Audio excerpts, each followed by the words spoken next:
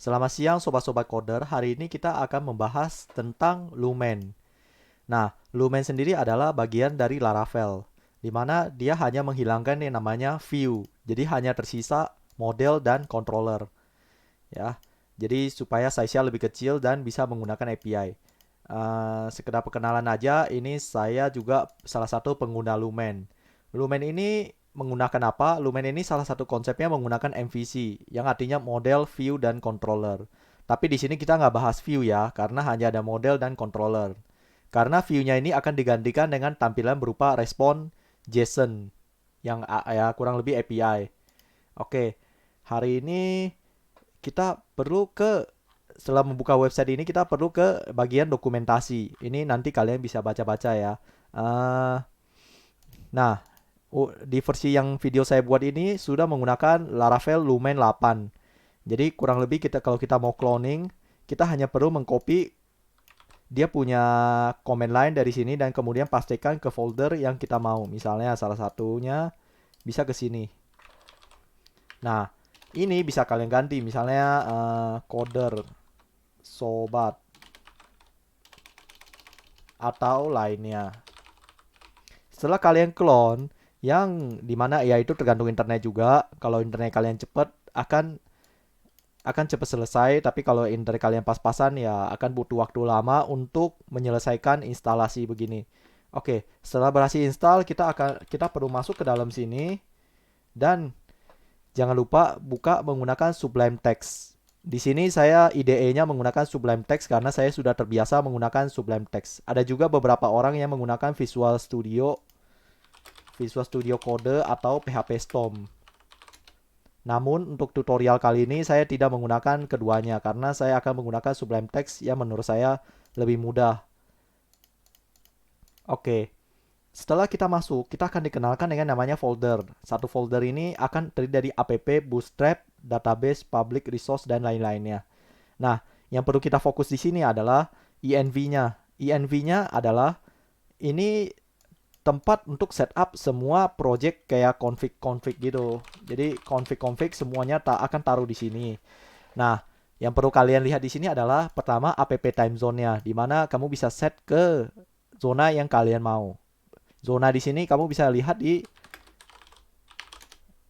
googling dan lihat di time zone-nya. Nah, di sini semuanya ada. Jadi kamu bisa cek dan mengikuti sesuai yang di sini.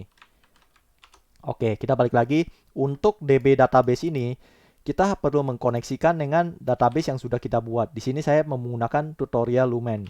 Nah, maka ketika kamu ke localhost PHP admin dengan menggunakan XAMPP, nah, secara default kamu akan mengarahkan ke sini.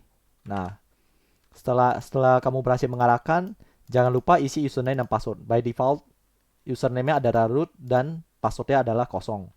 Oke, setelah itu ini kalian terserah mau kasih nama apa, misalnya tutorial project,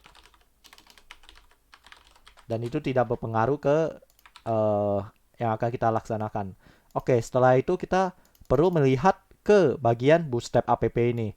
Jangan lupa buka command line ini untuk memudahkan kita nanti untuk mengquery.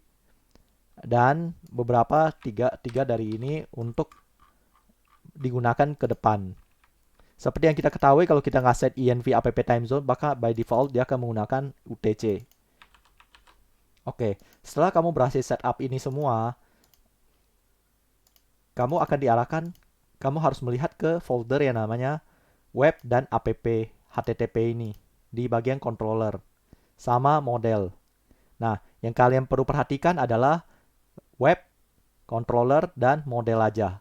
Untuk fitur-fitur lainnya belum kita pakai untuk tutorial sekarang karena untuk tutorial kali ini saya hanya menggunakan pengenalan saja. Oke. Nah, pertama kali kita mau ngecek, mau menjalankan ini apakah jalan apa enggak. Nah, kamu bisa menggunakan serve. Nah, serve ini caranya gimana? Kamu bisa lihat di tutorial di setelah ini. Nah, php min s kamu kok bisa copy kalau mau. Setelah kamu copy, kamu pastikan. Nah, untuk Lumen 8 ini dia menggunakan PHP 7,3. Di sini saya pakai 7,4, jadi harusnya sudah aman untuk itu. Setelah kamu menjalankan ini, dia bilang localhost 8000. maka kamu bisa coba buka di browser untuk mengetes apakah sudah jalan apa belum lumennya. Di sini harusnya bisa jalan lumennya. Nah, itu dia. Muncul juga akhirnya lumen 8,01. Salah satu dari bagian dari Laravel. Oke, tutorial kali ini saya akan menunjukkan untuk cara membuat API. Nah, untuk membuat API kamu jangan lupa download juga yang namanya Postman. Postman ini untuk dokumentasi. Jadi ketika kamu sudah selesai buat, kamu bisa kirim ke teman-teman kamu untuk dicek apakah berhasil jalan atau tidak. Nah, untuk pertama setelah kamu saving ini, jangan lupa kamu balik ke folder kamu, terus kamu init lagi sebuah command line baru. Jadi kamu butuh dua command line untuk itu. Kamu ketik php artisan make model. Tadi itu saya lihat ini namanya stock count. Nah, stock count ini kita menggunakan di sini menggunakan plural, maka di sini adalah menggunakan singular. Untuk plural dan singular ini bisa kamu cek nanti di tutorial domainnya atau cara penamaannya.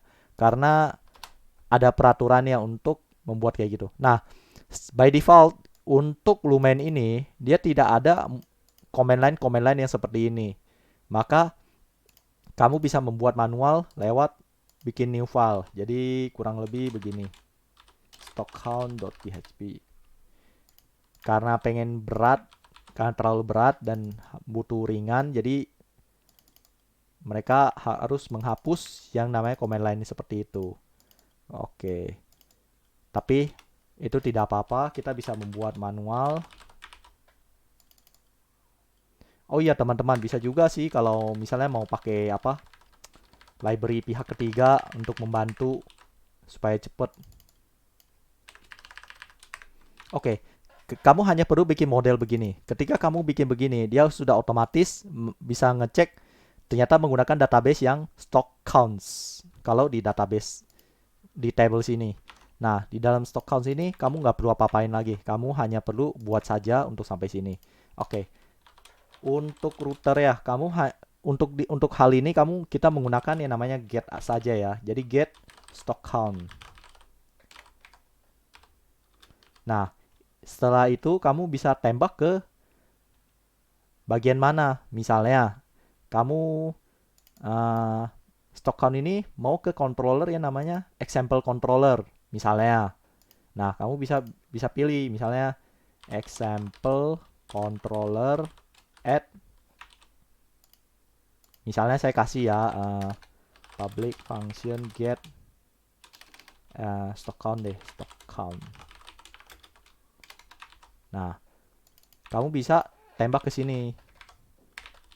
Nah, secara otomatis dia akan tembak ke example controller punya functionnya namanya stock count ini.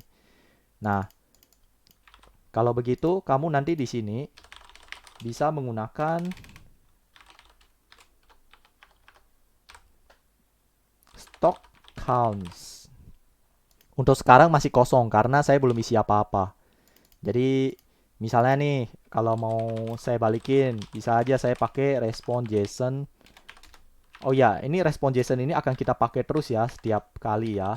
Jadi ya ini kalian pasti hafal lah nanti sampai kemanapun. Nah, tes misalnya. Nah, ketika kamu bikin itu, maka akan otomatis muncul yang namanya status dan message.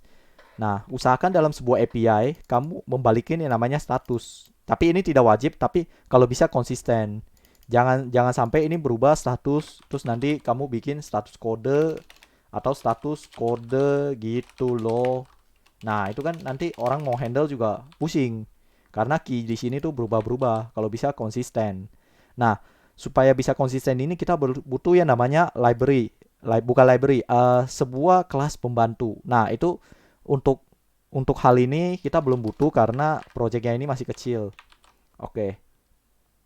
Setelah kamu berhasil buat ini dan ngetes kalau memang sudah jalan, nah baru kamu mulai mengelola yang namanya models.